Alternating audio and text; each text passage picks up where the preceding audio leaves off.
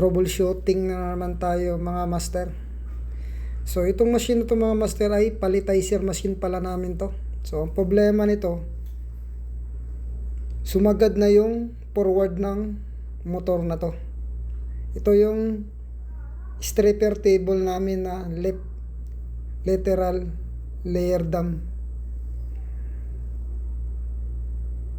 So ang nangyari dito mga master ay sumobra yung forward niya.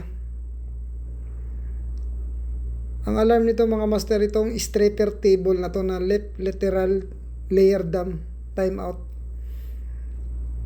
So yung mismong machine ang nagpapatigil na mga master dahil nga sumobra yung forward niya. So ito pala yung backward niya na safety sensor.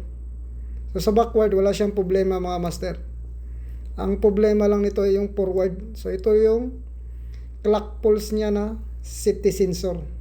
So ito yung nagbibigay ng alarm na kanina dahil nga sumobra na yung ikot ng motor.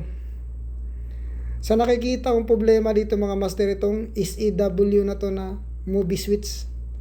Ito yung drive controller ng motor na to. So ito yung papalitan ko ng bago mga master. So ngayon mga master ay tapos na akong nagpalit ng SEW na movie switch. Ngayon ang ginagawa namin ay nagmanual kami muna. Ayan, kung makikita nyo master ay okay na siya. So hindi na siya sumagad yung forward niya. Yung kanina ay sumagad yung forward niya mga master. Ang problema lang talaga master itong SEW na movie switch na to, itong drive controller ng motor. Ito pala yung luma niya mga master.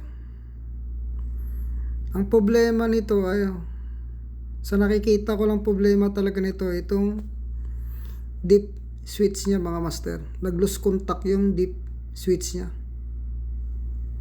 Ayan, kung makita nyo, lumuwag yung deep switch niya.